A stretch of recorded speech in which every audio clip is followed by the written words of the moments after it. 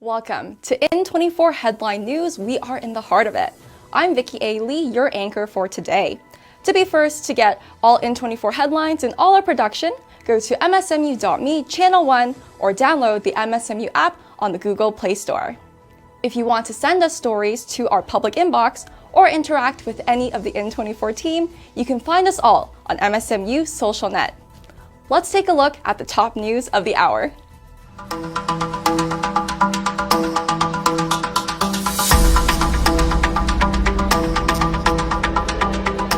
Bloomberg reported that Thailand's health ministry has approved the use of herbal treatment for early stages and minor symptoms of COVID-19.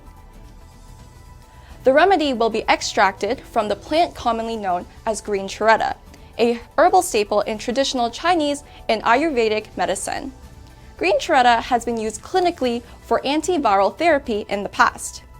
The Thai Ministry of Health hopes to explore this herbal remedy as a cost-effective alternative treatment option. The pilot program will operate on a voluntary basis, with the herbal extract administered to patients between 18 and 60 years, within 72 hours of testing positive for the virus.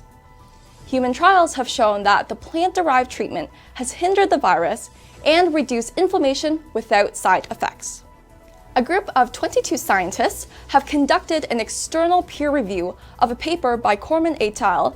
Published in Eurosurveillance, and have demanded the journal to retract the article Collective Evolution reported.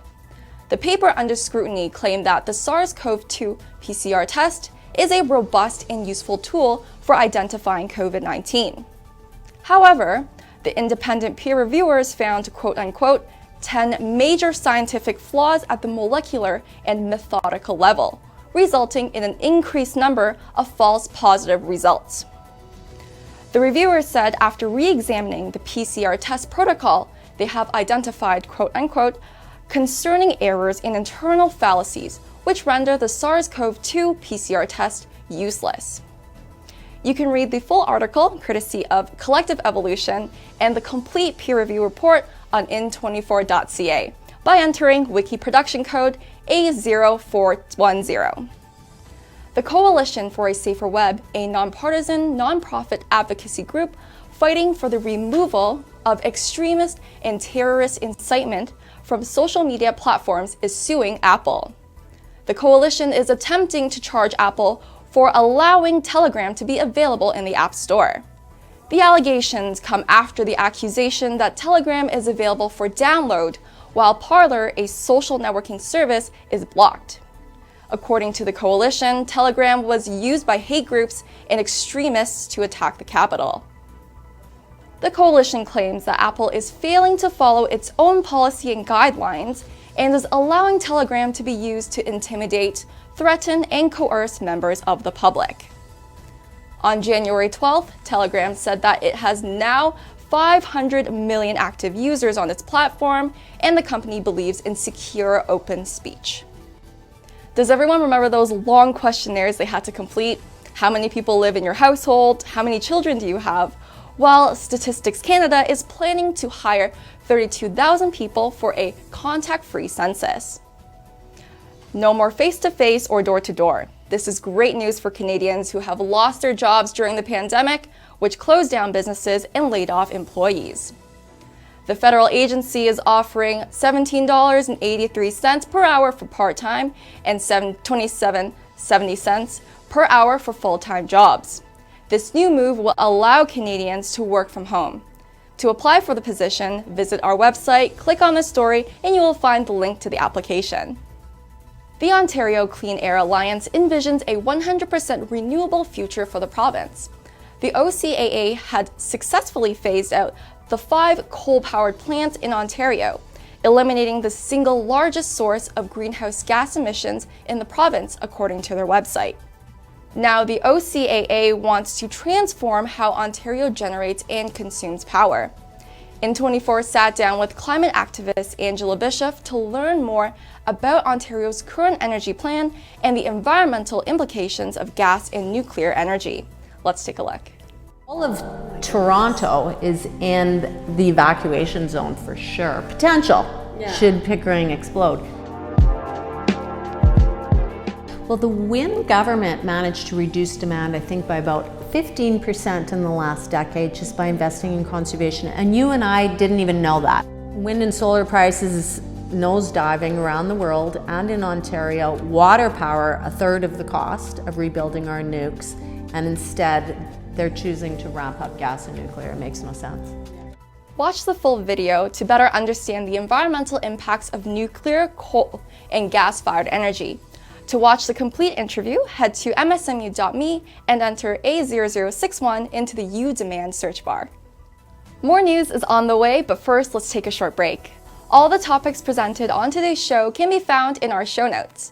Remember to download the MSMU app to interact with our crew and follow us on Twitter, Facebook, Instagram, and Telegram to keep up to date with uninterrupted news.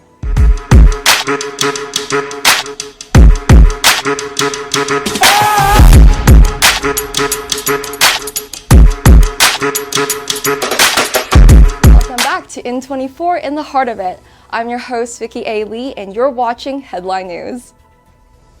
Security footage from 2018 captures David Pontone crawling out of Humber River Hospital's emergency ward after doctors denied him treatment for acute pain in his legs, he told CBC. A nurse is seen watching him struggle and even kicked his leg in an attempt to prop him up. Pontone said that after he told the doctors that he takes medication for bipolar disorder, they assumed he was quote-unquote faking it. The doctors gave him an MRI, and when the results did not indicate anything unusual, he was discharged without treatment for his leg pain. A few days later, doctors at Toronto Western Hospital diagnosed him with Guillain-Barré syndrome, a potentially life-threatening disease. After 4 months of intensive rehabilitation, Pontone was able to walk again. However, he did not get to view the security footage until over 3 months later. The hospital refused to give him access to the video, fearing that he would unblur the people's faces and expose the identities. According to the province's privacy commissioner, if he wanted the video, Pontone would have to pay for the blurring fee himself. After a 2-year battle, Pontone gained access to the video. He said that he wanted to share his story to prevent similar discrimination in the future. The hospital has terminated the nurse but has not confirmed the current employment status of the doctors involved. The list of government officials who vacationed abroad during the pandemic keeps growing. Lisa Hasenfratz, a member of Ontario's COVID-19 vaccine distribution task force, has resigned following her vacation in Barbados in December 2020. Premier Doug Ford accepted Hasenfratz's resignation letter and apology. In a statement, the former task force member said she did not want her travel to cause distraction from her work. Preeminent fitness trainer Jennifer Lau has been demanding the Ontario government to treat independent gyms and other small businesses fairly during the pandemic. Lau argued that fitness is an essential business, and gyms reduce the healthcare system's burden by keeping citizens physically and mentally healthy.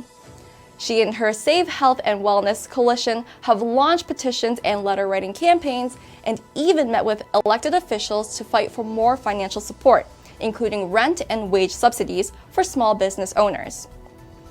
I sat down with Lau to hear more about her project to save health and wellness. Let's take a look.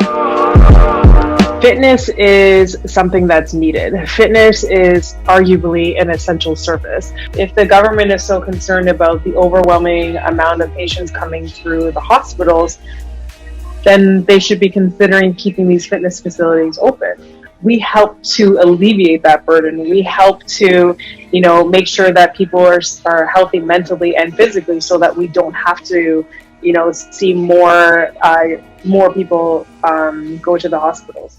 To watch the full conversation with Jennifer Lau, head over to msmu.me and enter A0353 into the U Demand search bar.